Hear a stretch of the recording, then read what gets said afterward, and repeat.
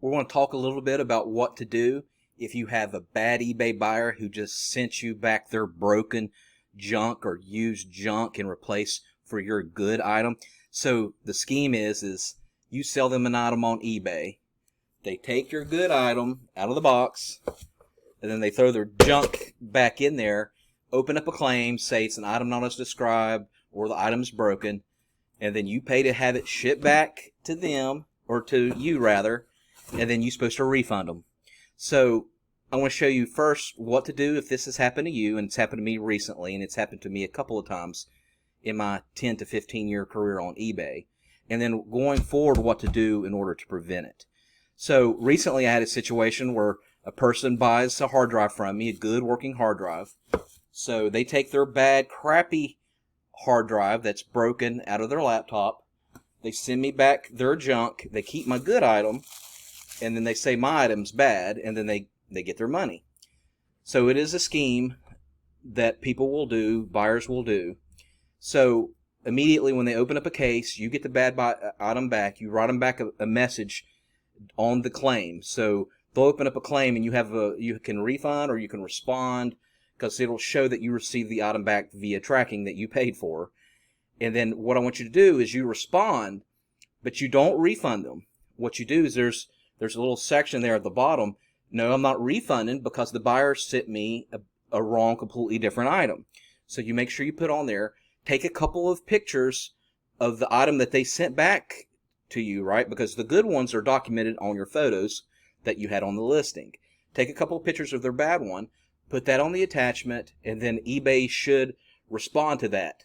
Now, unfortunately, eBay is not going to say that there's not enough proof, and they're going to reject your claim. However, you have the option to appeal. Always repeal 100%. Now, before I go further, before you do all that, you're going to respond on a message to the crappy bad buyer. You're going to respond and say, look, you sent me the wrong item. Either A, close the case, or B, send me the good item. Okay? 9 times out of 10, they won't even respond. Okay? They're just waiting for eBay to get their refund. But in the messages, be civil, be cordial, be professional, because what's going to happen is eBay's going to read those messages that you sent, and they're going to see, hey, is this buyer being unprofessional or not? They just might close it without doing anything. So expect eBay not to accept your claim, and then they will close it out, but you have the chance to appeal. Always appeal it. So I had a situation recently where a buyer sent me a crappy hard drive. I appealed it, and I was like, look, I've been with you guys for 15 years. This has only happened to me twice. My eyes aren't lying to me, and of course be nice to them as well. But just say, hey, no. And then usually they'll go ahead and refund you. Now, don't expect that they're refunding it on the backs of the buyer who cheated you. They're going to refund it out of their end, out of eBay's end. And so, but it's very important that you document this, and you don't let a bully, do this to you. You make sure you document it. Just don't turn the other cheek and refund them, because there needs to be documentation. Okay. Then after that, there's a little place on there where you can report the buyer. So make sure you report them and tell them exactly what they did to you. And you don't supposed to do this, but I'll leave a feedback for them, and I'll put on the feedback, buyer switched out my good item for their bad item. And so you don't supposed to do that technically, and you could get in trouble if they read it, but I've always done this. So if you've already left good feedback, you have a section in there where you can do a follow-up feedback. And I would always follow, I usually leave positive feedbacks all in once in bulk. And so I may have already left them a positive feedback from like a week ago.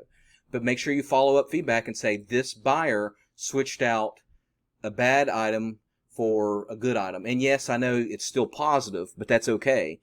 That way, if they do this to someone else, they can read it and they could say, oh, this person's, there's a history, and I'm going to fight for my rights to make sure that they don't do this to me too. So make sure you document it. Now, what to do going forward.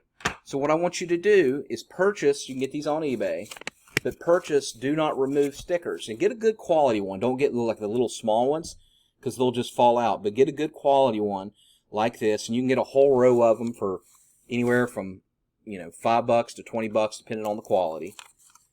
And you can put this on almost every item. There's some items where you probably couldn't, especially if it's brand new in the box. It's got retail packages. But any other items, put them where they're not visible, and the buyer can later take it off if they want to. But just make sure you put it on every item that you sell. And then when you take pictures of your item on the eBay listing, make sure you put this on the picture. So this would be one picture I would put of this laptop that shows it's got this do not remove. And you might even put that in the description if you want to. You can say, I put a safety sticker on there on all of my items. Now, you say, okay, they could still lie. They could still switch up the item and still lie about it. But here's the thing. If you do this, they know that you're watching, okay? And a lot of times they may get the item with the sticker that they were planning to switch out, and they might say, this might not be the buyer I want to do this to. Maybe I'll just do it to another buyer. And so it's kind of like you're basically communicating to your buyer, hey, I'm watching. If you try to switch this out of me, I'll know when I get it back. Because they're thinking that, a lot of eBay sellers, they're big businesses. They don't think like they do on Amazon, they switch out the items and they don't care.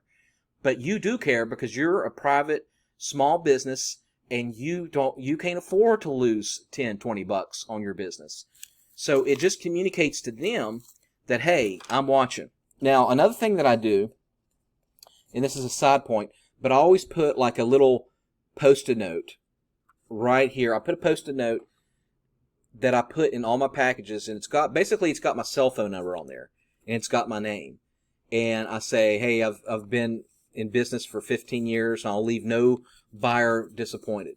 The reason I do that is it gives another personal touch that tells them that I'm a small business and that every order matters. I've made videos about this. I could put that on the link at the end of this video, but it saved me a lot of time and money doing this. A lot of people say, I don't want to give people my phone number. Trust me, it's worth it. It'll save you money. It'll actually make you money. And I'll document that here at the end. I'll put a Post-it on the end of this video the reason I do it. So again, put these on your items. Put them on the bottom. You can put them in battery compartments and whatever. And this, I know, has saved me a lot of headache just putting do not remove stickers on my items. All right, I appreciate you watching.